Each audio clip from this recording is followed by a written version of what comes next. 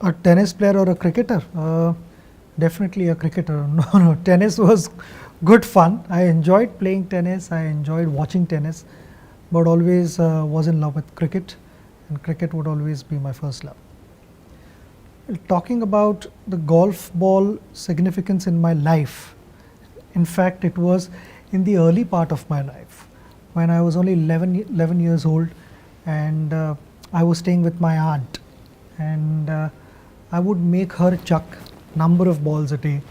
Golf ball, I had purposely taken a blade and made that into oval shape so that it would hit the floor and then change direction. It sort of taught me to play back foot defense with soft hands. Also, not being so tall, I had to be throughout my career. I had to be on my toes, and I thought somewhere, that golf ball practice had a role to play in my technique. And basically, I mean, as 11-year-old, full of energy, and in spite of practicing number of hours on the field, I still had to do something to do with cricket, and that's how I killed my time. My interest in bowling was always there. In fact, as a youngster, I think I was only 13 years old. I went to Chennai for Dennis Lilly's fast bowling MRF camp, where he suggested that I stick to batting because not knowing that I was actually a batsman, wanting to learn how to bowl fast, because fast bowling is something which always fascinated me. Sometimes being a school captain helped, because with the new ball I could bowl seam ups, then semi-new ball I would bowl off spin, and old ball leg spin, and by then the second new ball will be again available. So I continued bowling, and I thought, and that continued, even in the nets, because when I played for India for almost the first 22 years of my career, I bowled to all 10-12 batsmen in the net. I would bowl seam ups if the wicket was helpful for fast bowlers, bowl leg spin, off spin, and basically, it's just playing more cricket and grasping more things in life, and then getting to know more about cricket, getting more information from various players. The first time I met Anjali at my place was Anjali had turned up as a journalist, because I didn't know how to invite her otherwise. And she said that I'm close to your house, can I meet you? And that till then, no girl had visited my house, and this was the first time, so I didn't know how to deal with that. So I said, you have to walk in as a journalist wanting to interview me, otherwise you have no other chance of coming here.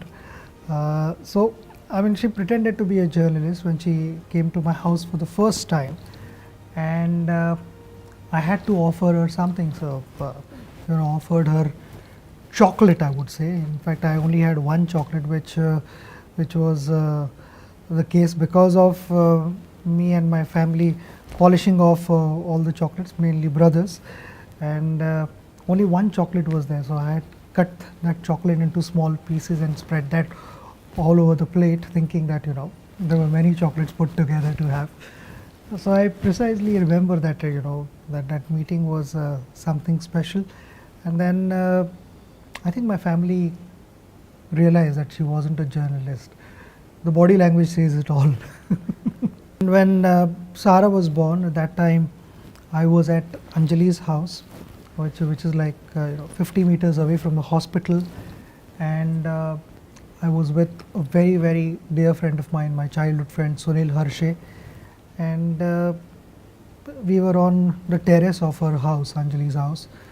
I said that I cannot believe that in hours from now I'll become a father, and life is going to change. So we both were sort of restless and looking forward to what was going to happen in my life. And as soon as I got a phone call, I rushed to the hospital, and I was there. I mean, that first glimpse of Sarah was special. I can never forget. Yeah, my first taste of Chinese food was when I was only 9 or 10 years old. All my friends had decided to go for a Chinese meal, but the condition was each and every person brings 10 rupees with them. And we were going to put our money into the kitty and then order food accordingly. Uh, the meal was rather short because before I realized the meal was done. Soup, I was sitting, all the younger guys were sitting at the far end of the table, and the older guys were like 19, 20-year olds were sitting on the main side of the table where the waiter would put everything there in front of them. They would take large portions in their plates and then it would be passed on to us. And I remember the first taste of Chinese food was sweet corn chicken soup, and I had a couple of spoons and it was done. My share was done and I said, that's it. I said, yes, that's it, and whatever money that we have, this is what you get. And fried rice also, hardly a few grains of rice here and there, and the meal was done and I came back starving. I said, I want to eat, and everyone at home said, you went for Chinese meal and we thought that it would be an enjoyable experience. So what happened to that? Said, I'll tell you later, because the older guys had told her, don't tell anyone, you just keep quiet. No, I thought the first phase was a difficult one, and there were differences in our opinions. I mean, I felt the selectors were thinking something different and I was thinking something different, and I wasn't given the team that I wanted. There were few individuals that I wanted in the team, and which didn't happen, and which was a big setback and a big disappointment, because my only goal was to win matches for India. I didn't want anything else, and I felt we were not on the same wavelength. I mean, we were thinking differently, and if a captain has to go out in the middle and take his team and want them to play the way I want to play cricket, then I got to have the players that I wanted, which didn't happen. So that was the first thing of my captaincy. The second one was also a challenging one. We went to some tough places. We went to Australia, we went to South Africa as well, and things were not happening according to the way I wanted. All in all, I felt that we were not putting enough runs on the board. I don't think we scored 300 even once in 3 test matches in Australia. 6 innings, if you don't score 300 even once, then you are not likely to win, but lose that test. In fact, even ending up in a draw would have been a great result, because Australia being the top side in the world, we would have been happy with that. But that didn't happen, so more so because there were not enough runs on the board. My 25th birthday was a memorable one in Sharjah, because before that, on 22nd of April, we needed X amount of runs to qualify for the finals. Even if we didn't win the game, we were still going to qualify if we scored X amount of runs. And there came sandstorm, and the target was readjusted, and it became a stiff total, because I think, if I'm not mistaken, 4 overs were deducted and only 7 runs or 8 runs were deducted from the total. So that means the asking run rate hiked up, and while I was batting, I was always looking at winning the game for India. But when I got out, by then we had already qualified for the finals, and which was a huge boost, because to be able to put up a good performance against Australia before the finals was important to carry that momentum into the finals against them. And because of that game, they realized that India can come back strongly and beat us, which is what we did in the finals. I mean, I thought the whole team played brilliantly, and there was this new sense of belief in the dressing room that we could go out and win, which coincidentally was my 25th birthday. I didn't find decent rhythm to start with, but as the time went by, I got into good rhythm, and played a decent innings, which gave me a lot of satisfaction, and above all, we were able to lift the trophy, which is what we had gone to Sharjah for. So a great moment for all of us. Well,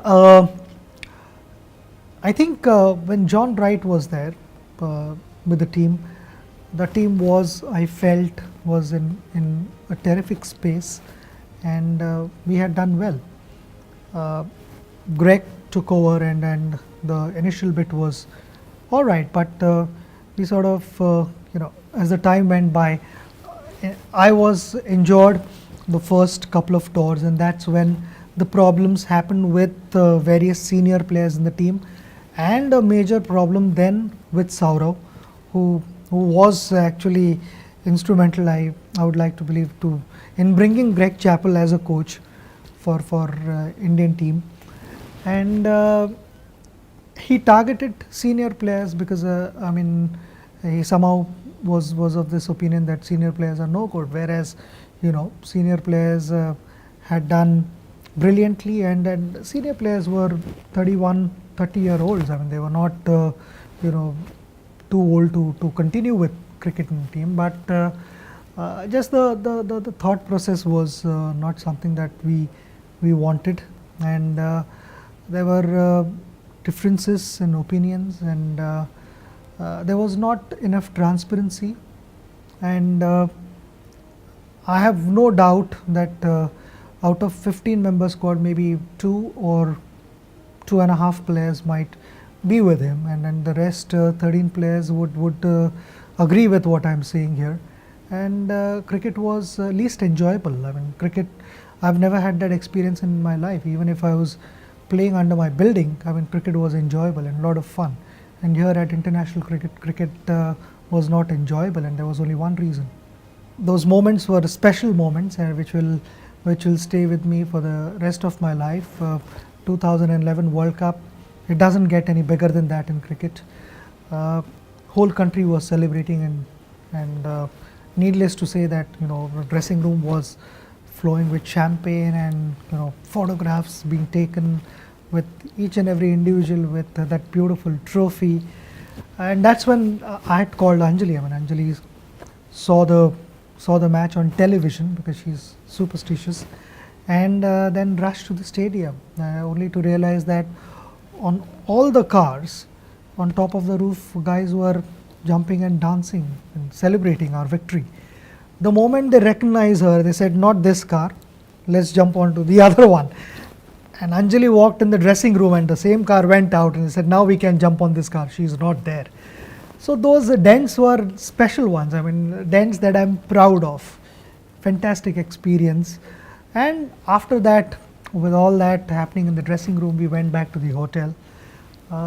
All the room doors were open with loud music, and friends there on the floors, and in our room, I remember only the two of us were there, Anjali and I, and the door was open, and we found flowers there, so we both put flowers in our ears, and we started celebrating with champagne glass and loud music, and we danced, which I've never done in my life. That's the only time that I've celebrated any victory that much, and then the celebrations continued till morning hours. It was fantastic experience. It will stay with me for the rest of my life. My vision was on my 40th birthday, we introduced Spreading Happiness India Foundation, where we decided to light up the villages where there is no electricity, and post sunset there is darkness in their life. To imagine something like that exists in our nation in year 2014 is a little difficult to digest, and that's when we decided that this foundation is going to help light up the entire nation. It's all about spreading happiness, and that's why we call this initiative, our foundation also, Spreading Happiness India Foundation. India because India and Diya is inside your house. So in Diya, it's all about you know, giving a fair platform to disadvantaged communities, and if we can allow the future of India to study at night, to read books, the backbone of any family, the mother, to cook food in proper light and not in darkness, it's surely going to change our nation. It's going to change slowly but surely, and that is what we are looking at. So I'll continue to give in 100% and make all the possible efforts in lighting up the whole nation. Along with this, the second vertical I'm focusing on in my second innings is supporting NGO called Apnale. I've been associated with them for last 20 years now, but after my retirement, I'm going to be involved even more in raising funds for them, and it's all about women empowerment, giving them fair opportunity, allowing them to realize their dreams. And I think it's so important for every girl child to dream that she can become somebody big in life and bring laurels to our nation. From this book itself, the minimum amount that we've committed to them is 25 lakhs, but I'd be even more happy to donate as much money as possible through this book, and give them a fair opportunity. It's only about that. And my second innings is more about satisfaction. The first one was more about excitement, pride, and playing for the nation, wearing that beautiful India cap. The second innings is all about satisfaction, giving to the people who've supported me, who've helped me for a number of years now.